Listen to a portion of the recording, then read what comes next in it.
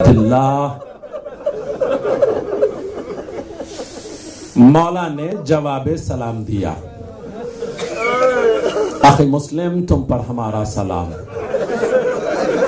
سائے کے ساتھ مولا کے ساتھ میں رہنے والا علی کا شیر، علی کی شجاعت کا وارث فوراً آگے بڑھ کر کے سوال کرتا ہے، آقا اس صحرا میں کس کے سلام کا جواب دیا ہے؟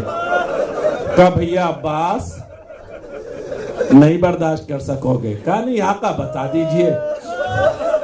کہا بھیا عباس دارالامارہ پر بھائی مسلم کھڑے ہوئے ہیں، تلوار سر پر چنی ہوئی ہے، میرے سفیر نے مجھے سلام کیا تھا، میں نے اس سفیر کے سلام کا جواب دیا ہے۔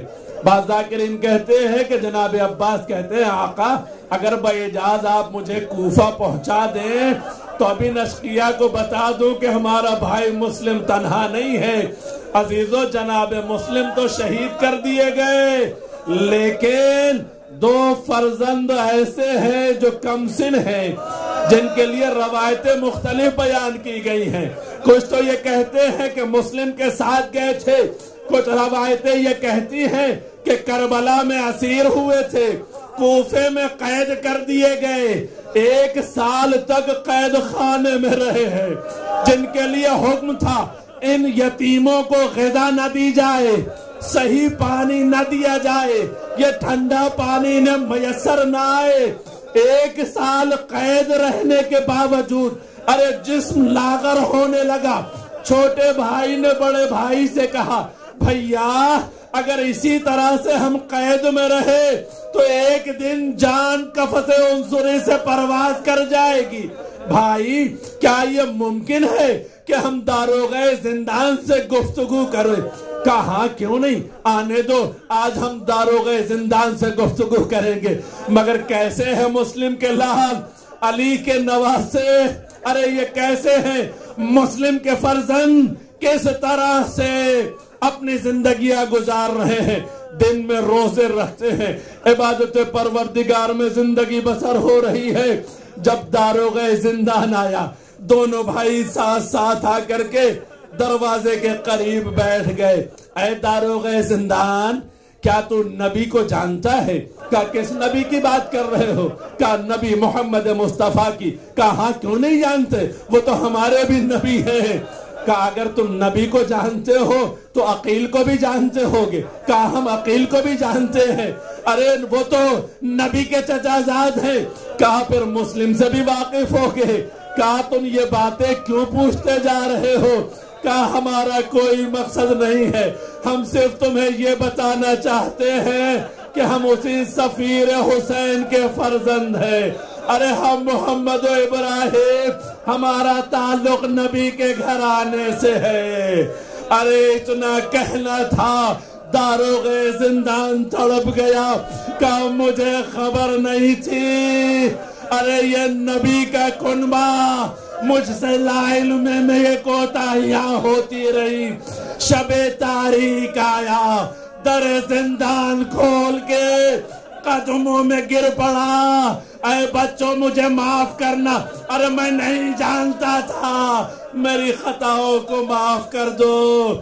کچھ غذاؤں کا اہتمام کیا اور اس کے بعد سفر سے آگاہ کیا، راستے سے خبردار کیا، اور یہ کہتا جا رہا ہے دیکھو سفر کرنا تو دن کے اجالے میں نہ کرنا، حالات کوفے کے سازگار نہیں ہے، اگر کہیں بھی تمہیں کوئی پا گیا تو تم پر ظلم و ستم ڈھا سکتا ہے۔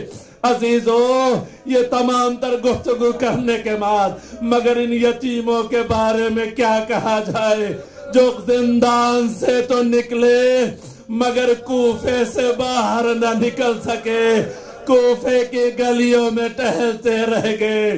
صبح ہوئی، ایک درخت پر ٹھہر گئے، اور سائے میں بیٹھ گئے، مگر کنیز آئی، پانی میں شہزادوں کی صورت نظر آئی، آکے مالکہ کو خبر کی میں نے 2 حسین و جمیل بچے دیکھے ہیں، نہ معلوم کیوں گھبرائے ہوئے بچے تھے۔ ارے مومنہ بھاگی ہوئی آئی، اے بچوں تم کون ہو؟ کہاں کے رہنے والے ہو؟ کہا ہم غریب الوطن بھی ہیں اور یتیم بھی ہیں، ارے ہم نبی کے گھرانے سے تعلق رکھتے ہیں۔ مومنہ گھر میں لے کر کے آئی، ارے غذا کا اہتمام و انتظام کیا، حجرے میں بستر لگا دیے گئے، بچوں گھبرانا نہیں، ارے ہم تمہاری حفاظت کے لیے موجود ہیں۔ لیکن جب تاریک رات چھا گئی، شام کا اندھیرا ڈھل گیا، حارث گھر میں داخل ہوا، چہرے پہ ہوائیاں اڑ رہی تھی۔ مومنہ نے آگے بڑھ کے پوچھا آخر تجھے کیا ہو گیا ہے، اتنا پریشان کیوں ہے؟ کہا تجھے نہیں معلوم، ارے قید خانے سے یتیمان مسلم نکل گئے ہیں، ابن زیاد نے انعام و اکرام رکھا ہے، انہی کی تلاش میں میرا جانور بھی مر گیا، میں انہی کو تلاش کر رہا تھا۔ مومنہ تڑپ کے کہتی ہے ظالم، ارے تجھے ان یتیموں سے کیا ملے گا؟ ان کا تعلق نبی کے گھرانے سے ہے، چند دن کی ان دولتوں پر کتنی زندگی صرف کرے گا؟ مگر ظالم کو چین نہ آیا۔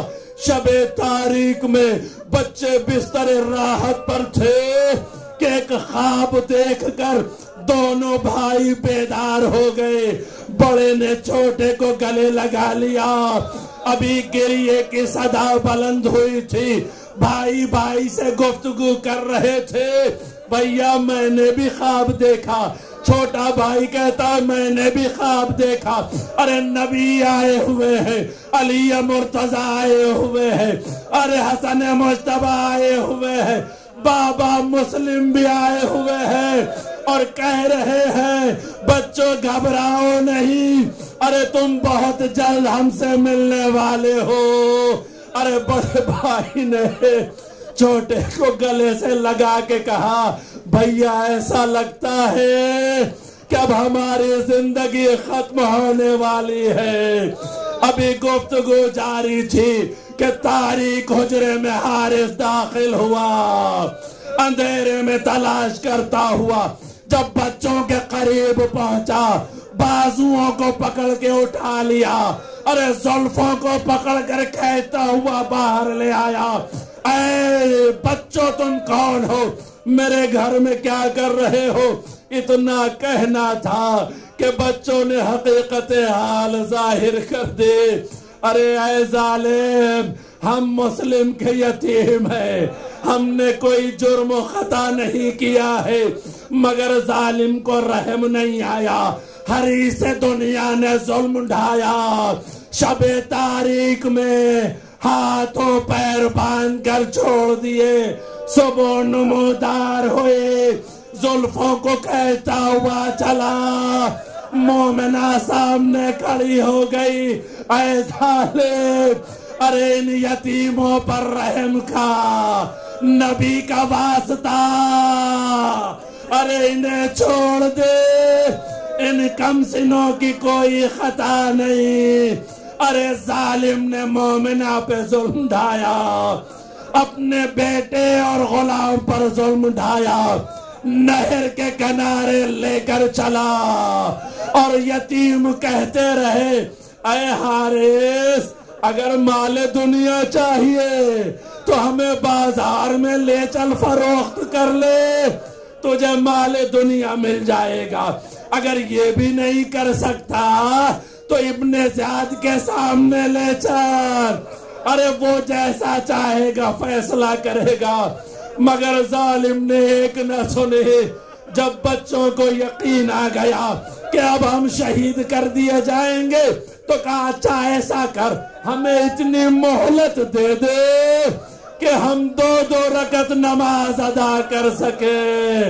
یتیم بچوں نے نہر کے کنارے مصلی عبادت پر کھڑے ہو گئے، بارگاہ الہی میں ہاتھوں کو بلند کر دیا، پروردگارا ہمارے ساتھ انصاف کرنا، ہم نے اپنا مقدمہ تیری عدالت میں پیش کر دیا ہے۔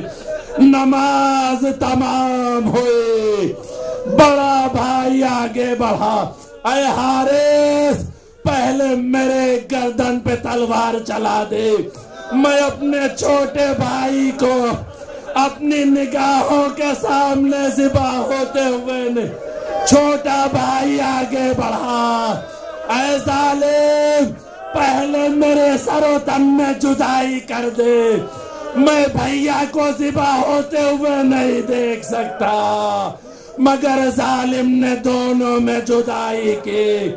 ارے تلوار کا چلنا تھا، سر و تن میں جدائی ہوئی، سر کو علیحدہ رکھا، جسم کو نہر کے سپرد کیا۔ دوسرا بھائی آگے بڑھ کے بھائی کے خون میں تڑپنے لگا، چند لمحوں میں دوسرے بھائی کی بھی زندگی ختم ہوئی، مگر بڑا بھائی ارے نہر میں چھوٹے کا منتظر رہا، جیسے ہی دوسرا جسم پہنچا ایک دوسرے سے بغل گیر ہو گئے۔ بھیا ہماری زندگی تمام ہوئی، ہماری زحمتیں تمام ہوئی، مگر میں کہوں گا اے یتیمان مسلم تمہاری شہادت کے بعد بھی ارے تمہارا لاشا پامال نہیں ہوا، دشت بلا میں تمہارا آقا بعد شہادہ ارے جس پر گھوڑے دوڑائے ظلم جایا، واہ محمد واہ ابراہیم،